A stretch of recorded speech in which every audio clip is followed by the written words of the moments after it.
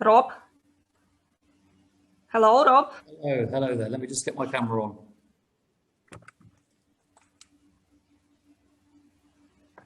Hello. Nice to meet you. Nice to meet you, Rob.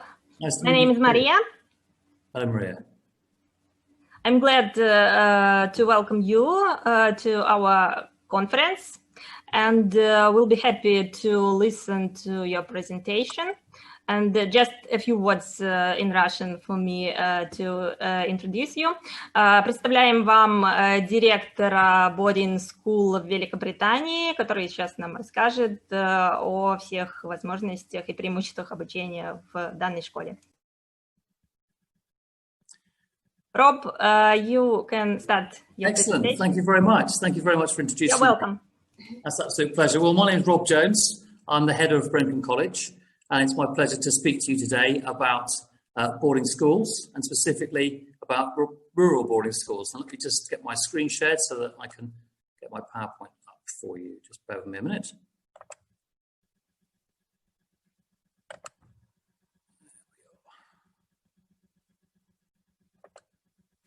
There we are.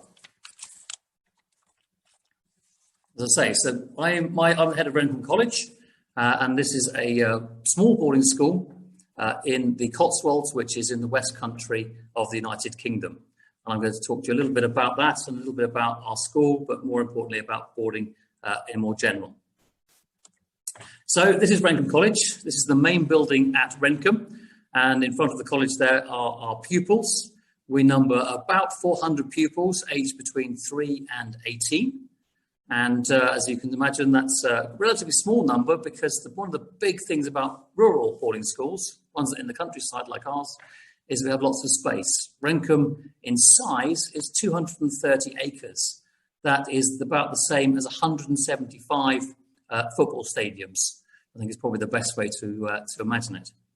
So as you can imagine, that means that the pupils have space. Is a really, really great thing. And I think that's so important at the moment. And it's thanks to that space that we can spread out. Now, I think that that's probably the case always, but perhaps particularly in these COVID times, it's the case that one of the things that I can say is that Rendcomb is on a hill. And because we've got the space between the pupils, we can spread our pupils out. We can limit the number of people coming in and limit the pupils going out. And because of that, that means that since the pandemic has started, we have had no cases in the school. I'm not sure that many schools can claim that. We've had no COVID cases in the school. We've had no disruption. And that means that we've been able to keep pupils learning right the way through. Now, in normal times, the beauty of being in a rural school, again, means that the pupils can enjoy this natural environment free from distractions and grow up more normally. Imagine going to school where you have space like this. It is really, really wonderful for people's well-being, for their mental health. Imagine that when you walk between your classes, you can see deer, you can see birds. As I'm sitting in my office right now, I can actually see a bird of prey circling outside of my office. You can see badgers. And imagine going to lessons where not only can you obviously have normal lessons, but you can also go down to the river in the school, you can go to the fields. How wonderful would that be for biology, for art, for geography, to actually be able to be immersed in your environment? And then, of course, in a rural boarding school, they're usually in places which used to be stately homes. So you tend to have these rather wonderful buildings, and they're really quite magnificent. This picture, amazingly, is actually of our classroom block. So in these buildings, we have our sciences, we have geography, and we have modern languages. It's quite an incredible place for the pupils to learn and grow up. But please don't be fooled. While the buildings might be old, what actually goes on inside them is very much state of the art. And I think one thing that I can say about British boarding is that the teaching and learning is really, really on top of their game. As a sector, we really pride ourselves on our fantastic teachers and the way that we interact with pupils. We are very lucky that we have some fantastic resources within our school and within our schools. And again, that means that we can teach the pupils and really, really get the most out of them and ensure that they enjoy their school life, but also get the best possible results. Even at Rendcomb, for example, we have obviously full IT facilities, but also we have computing. We have 3D printers, and actually amazingly, in our biology department at the moment, we now have a DNA sampling machine. So we can actually do tests that only a few years ago could only be done in universities and research labs. What great opportunities for our pupils. And of course, if you therefore put together an inspirational and rural environment, if you put together inspirational teachers and a great place to learn, you get some fantastic results. And these are the results at Rendcomb College from this year.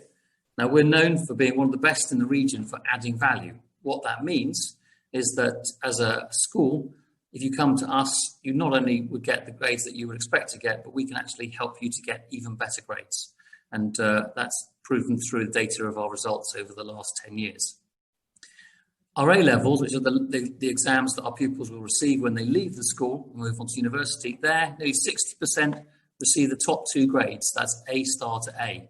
And that's actually improving every year on year. And that means that we send our pupils off to some of the best universities across the world. And that's a list, just a few of them there. But we do also send them to the States. And actually, you'll be pleased to know from the previous speaker, also across to Ireland as well. We did that. One of our pupils went off there last year. So really, really fantastic opportunity. And I think also it's worth saying that our pupils go off and they do a range of subjects. Yes, they may do things like law or business, but also we had a pupil off to do motor racing and engineering. We've also had pupils go off to do biology.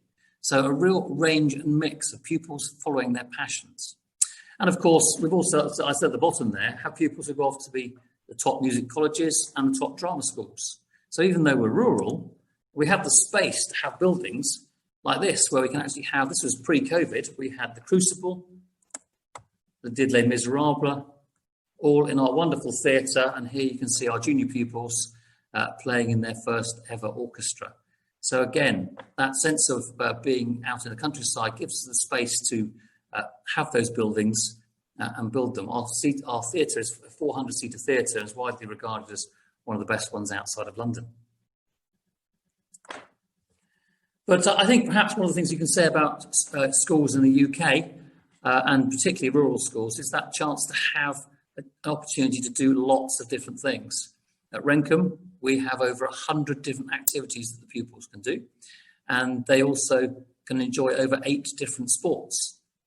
Of course, those activities also include some of the sort of country pursuits that are a real opportunity when you live out in a rural area. And here we see our riders enjoying taking the horses out into the sea on one of their trips, actually down to the west of Wales. This is a trip that we did last year. It's very, very popular with the boys and girls, as you can imagine. Of course, closer to home, we do clay pigeon shooting. This is actually done on site, where the pupils learn to wield shotguns and understand in a safe environment how to actually shoot clay pigeons. And we go out and we compete with other schools. It's very, very popular and something that all of our pupils enjoy. And then, of course, one of the things we can say is that as part of education, I'm very keen that the youngsters enjoy their environment and appreciate their environment. So every pupil from age 13 upwards all gets an opportunity to do a walk and to camp out in the countryside. And if they enjoy that, they can join up for our Duke of Edinburgh expedition. And these young people here are doing just that. They're actually walking out in the Welsh Hills, which is just next to where Rendcomb is based. They're halfway through their walk, which they do over a weekend. This is part of the Duke of Edinburgh qualification, which is well regarded. And actually, the Bronze Award is the equivalent of a GCSE, and the Gold Award is the equivalent of an A-level. And if you get a Gold Award, you actually can go up to the palace and you meet one of the members of the royal family who give that award to you. So it's a very prestigious award indeed. And last year we had 6 pupils in our school get that. So we were very, very proud of them, as you can imagine. Of course, then the environment means that we have an opportunity to enjoy perhaps these buildings in this wider area. And here actually is me enjoying a cup of tea with our sixth formers in their lounge. It's actually part of a modern sixth form centre that has lounge space. I'll make sure I've got these in the right order. They've got a place where they can relax. And of course, they've got a place where they can work. And perhaps most importantly, when you're 16, 17 or 18, you've got a place where you can also get food. You put all these things together in terms of an environment, and I found it's absolutely so successful in making sure that pupils are ready to learn. You've got to put all things in place for them. And if they're ready to learn, they can really, really actually be successful. It's incredible. The sky is the limit. Now, where am I? I think it's worth just pointing out, this is a very basic, this was before actually people moved in. But this is actually one of the rooms that a typical boarder would have. Every boarder at Rendcomb has their own room. A couple of the younger rooms can have shared bedrooms if they so choose. But every boarder has their own room, their own space, just like they would have at home. And within their boarding house, they have those facilities I was just mentioning, like those relaxation areas, like areas where they go and do their homework, and where they can work, where they can go and talk with their friends, or maybe play some pool, or indeed make that all-important snack. You'll know that toast is a very popular thing at Rendcomb. So where are we? Well, I think it's important to say that that on the picture on the left is a picture of the view of the college and the village. And as you can see, it is indeed rural. You can see all that wonderful space around us that we can use for our walking, our expeditions, our activities, and indeed all the other things that pupils can get up to in this lovely area of space away from life. So I would say in normal times, that also means that they're kept away perhaps sometimes from some of the other distractions that young people might have. But of course, in the UK, you're never very, very far from anywhere because it's quite a small place. And I've just put on this slide to give you a bit of an idea that we're only 90 minutes from Heathrow, London Heathrow.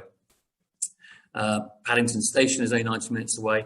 And then actually around us, we have Oxford, which is an hour to the west, Bath and Bristol an hour to the south. But perhaps locally, our pupils, when they do want to get out of the school, which of course they do need to do, they can go to the beautiful spa town of Cheltenham, which is 15 minutes up the road, or the local market town just down the road of Cirencester. So it gives you a little bit of an idea about life in a rural school, and I hope that gives you a bit of a flavour of what it might be like were you to consider that for your son or daughter. Now, I'm sure that you may have more questions, and I'm sure that the team will be able to help you with those. And I've also put the school website on there just to give you a bit of an opportunity to have a look and see a bit more information about the school. I should just finish up by saying that as all other schools, we have pupils and we run programs from all ages between 11 and 18. It is quite common for pupils to join the school sometimes for 1 year or 2 years. We have pupils join for the GCSE, which is one of our main examinations in the UK. They come in year 10. That would be aged about 15. They stay here for 2 years, 15 and 16, and they get the GCSEs when they're 16. And it is very common for pupils to come into our sixth form. That is when they are 16, turning 17, and they stay until they're 18, and they do their A-levels, and then it is quite likely or quite possible that they may then go on to one of those universities, having got their A-levels from us. So I hope that gives you a bit of a flavour about life at a British boarding school, and perhaps also life at Rendcomb. And I hope that I'll be able to speak to some more of you in due course. Thank you very much for your time.